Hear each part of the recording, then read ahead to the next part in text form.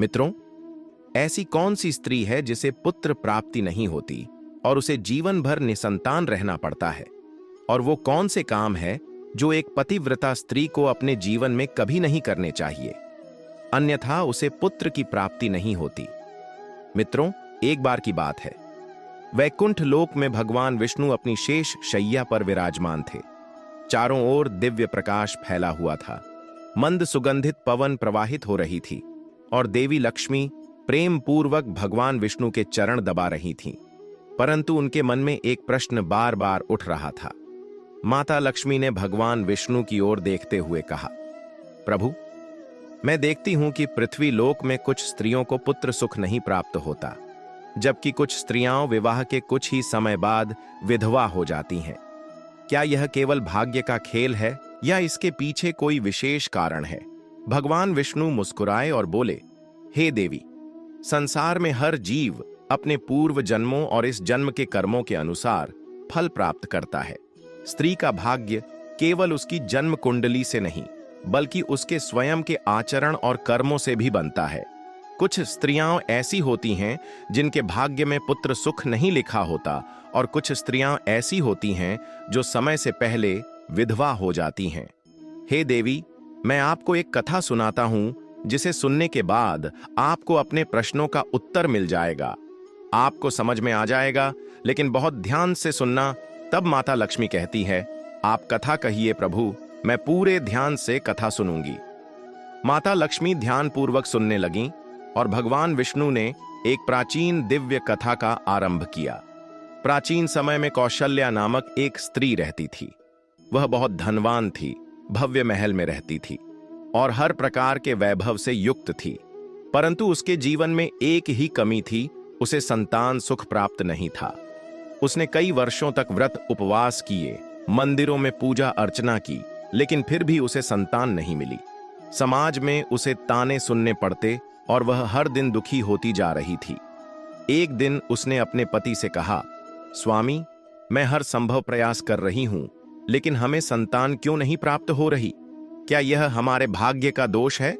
पति ने कहा, देवी, भाग्य से अधिक महत्वपूर्ण हमारे कर्म होते हैं। चलो किसी महान आराध्य के पास चलते हैं और इसका समाधान पूछते हैं। दोनों एक महान आराध्य के आश्रम में पहुंचे और अपनी समस्या बताई। महर्षि ने ध्यान लगाया और बोले, हे देवी, तुम्हारे पूर्व जन्म के कर्मों के कारण तुम्हारे भाग्य में संतान सुख नहीं है। कौशल्या ने आश्चर्यचकित होकर पूछा, हे ऋषिवर, मैंने ऐसा कौन सा पाप किया है जिससे मुझे संतान सुख नहीं मिल रहा? महान आर्षि ने कौशल्या को बताया, पूर्व जन्म के पाप। पिछले जन्म में तुम एक धनवान स्त्री थीं, लेकिन तुमने कई बार अपने घर की सेविकाओं को गर्भपात करने के लिए मजबूर किया। तुमने स्वयं भी संतान को जन्म देने से इनकार कर दिया था। यही कारण है कि इस जन्म में तुम्हें संतान सुख से वंचित रखा गया है। महान ऋषि ने कौशल्या को दूसरा पाप माता पिता का अनादर बताया। तुम अपने माता पिता की सेवा नहीं करती थीं।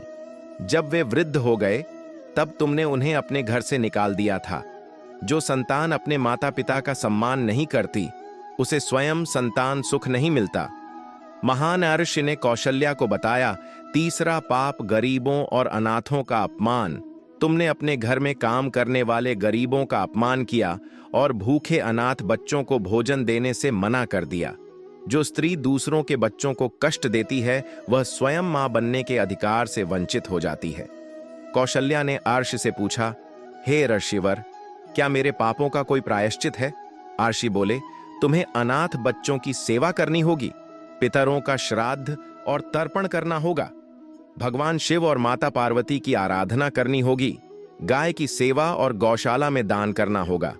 कौशल्या ने इन उपायों को अपनाया और कुछ वर्षों बाद उसे भगवान श्री कृष्ण के आशीर्वाद से एक पुत्र की प्राप्ति हुई। अब माता लक्ष्मी ने भगवान विष्णु से पूछा, प्रभु, कौन सी स्त्री समय से पहले विधवा हो जाती है? क्या इसके पीछे भी कोई विशेष कारण होता है? भगवान विष्णु बोले, हां देवी, मैं तुम्हें एक और कथा सुनाता हूं, जिससे यह रहस्य स्पष्ट हो जाएगा। बहुत समय पहले सत्यवती नाम की एक स्त्री थी। वह बहुत सुंदर, विद्वान और धनी परिवार से थी। उसकी शादी एक वीर योद्धा सुरत से हुई थी। दोनों का विवाह बहुत धूमधाम से हुआ, लेकिन विवाह के कुछ वर्षों बाद ही सत्यवती विधवा हो गई।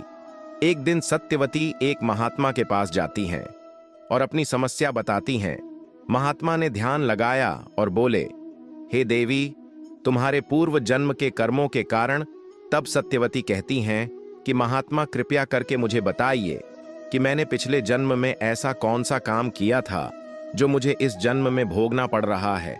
तब महात्मा सत्यवती को बताते हैं कि तुम्हारे पिछले जन्म में तुमने अपने पति का सम्मान नहीं किया था, तुमने उसे अपमानित किया, उस पर कठोर शब्दों का प्रयोग किया और कई बार उसे श्राप दिया था। तुमने अपने पूर्व जन्म में एक संत का अपमान किया था। उन्होंने तुम्हें श्राप दिया था कि तुम्हारे इस जन्म में पति अल्पायु होगा। तुम्हारे मन में दूसरों के सुहाग से ईर्ष्या थी।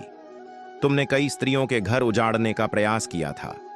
इसी कारण इस जन्म में तुम्हारे पति की उम्र कम हो गई। सत्यवती ने महात्मा से पूछा, हे महात्मा, मुझे इसका उपाय बताने की कृपया करें और संसार में किसी भी स्त्री को अल्पायु में विधवाना। महात्मा बोले, हे देवी, स्त्री को करवा चौथ और वट सावित्री व्रत करना चाहिए। भगवान शिव और माता पार्वती की पूजा करनी चाहिए। तुलसी माता की सेवा करनी चाहिए। पति के प्रति आदर और प्रेम रखना चाहिए। भगवान विष्णु बोले, हे देवी, स्त्री के कर्म ही उसके भविष्य को तय करते हैं।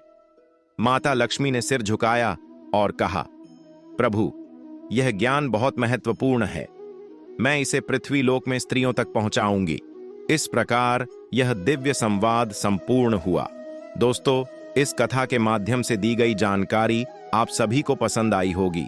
वीडियो में दी गई जानकारी पसंद आई तो चैनल को सब्सक्राइब जरूर कर लें और वीडियो को अंत तक देखने के लिए आप सभी का बहुत बहुत धन्यवाद।